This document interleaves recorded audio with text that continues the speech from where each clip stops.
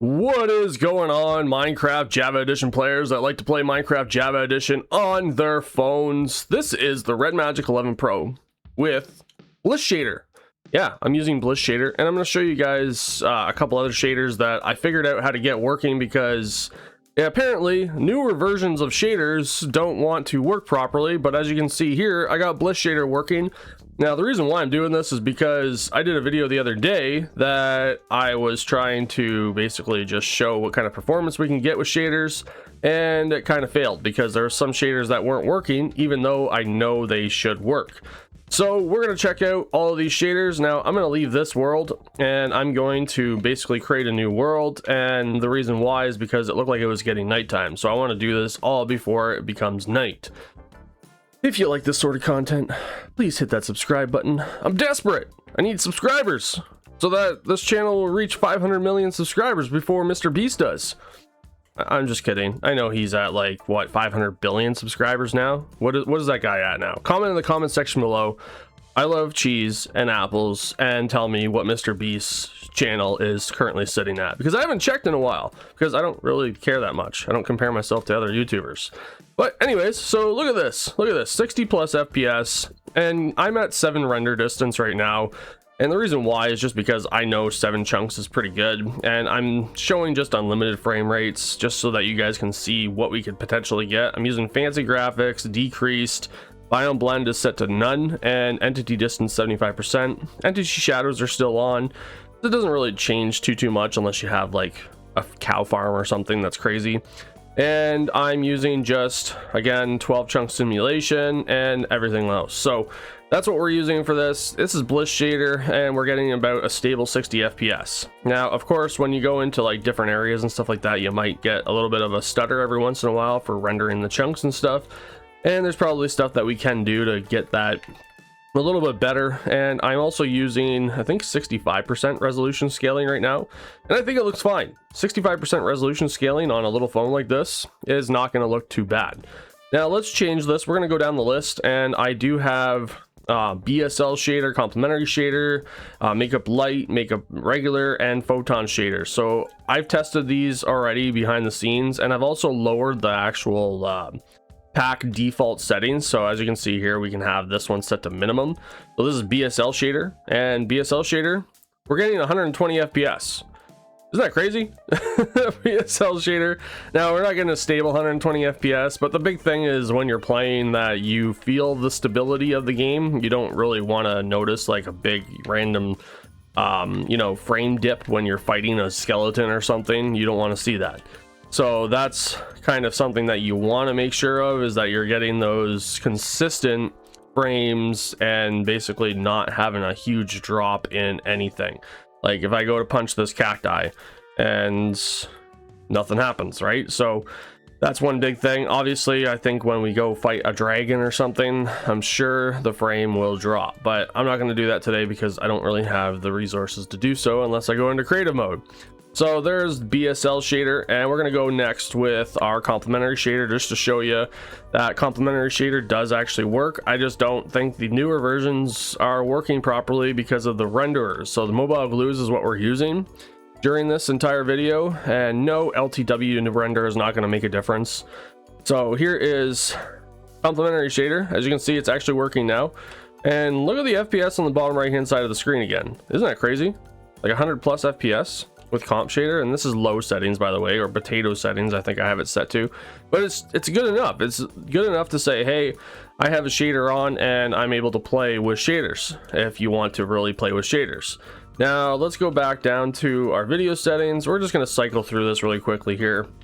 Complementary unbound, I think that's the one with the clouds that look more realistic, and it should give us about the same. It's using potato, but the clouds more realistic is going to maybe change a little bit with the performance, which yeah, see, the clouds are a little bit less blocky. They're not square or cubey, whatever you want to call it.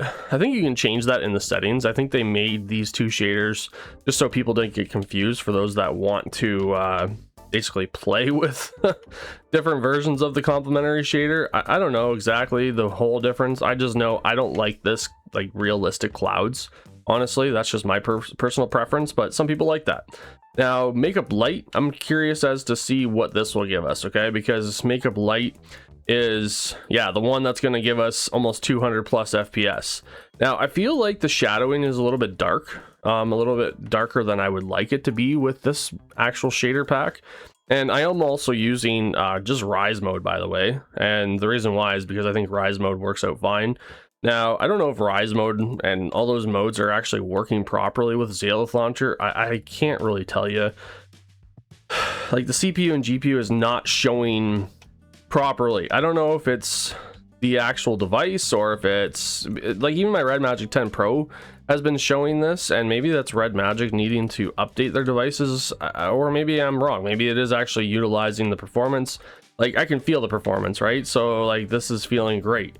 And I was playing Skyrim with PC emulation the other day, and I was actually really freaking shocked at how well that was playing. So that'll be for another day.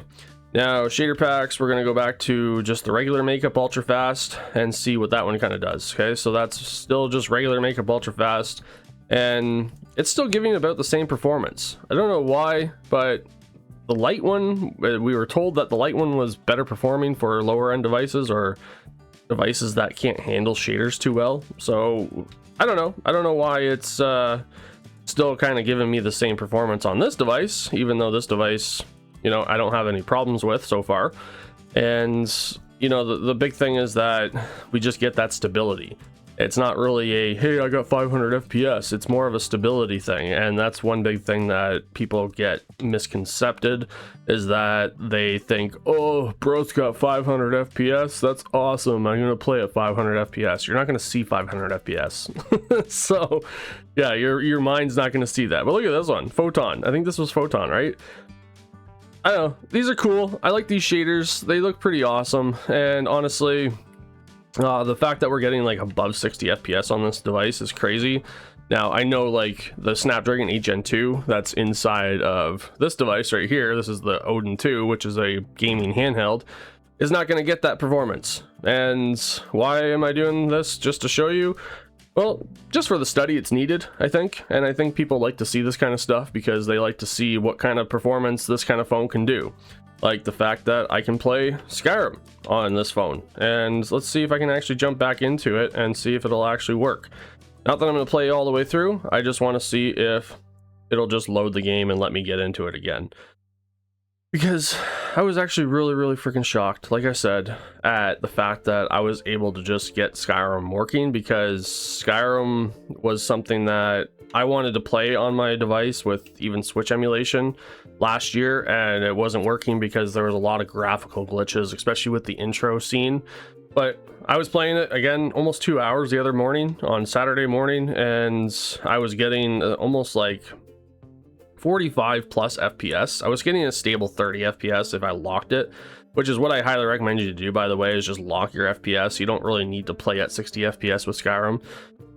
Some people might beg to differ and say otherwise, but 30 FPS is what we played at when we first played Skyrim back in the day. And as you can see here, I just jumped right back into the game. I was actually on my way to, I think this is River Run or River something. I can't remember the name. You know, I should probably play a whole playthrough of Skyrim and try to remember how I played the last time. I remember trying to become like the biggest alchemist and learn everything possible to get my guy to be like the most maxed out. This was on the Xbox, by the way. But like, look at this, 30 FPS. And I know this isn't, you know, what you guys came here for, but I thought I would share this at the end of the video as kind of a bonus, just to show you guys that yes, Skyrim is very much playable. But I'm going to save the rest of this for another video. Have a nice day, guys. Enjoy. See you next time. And as always,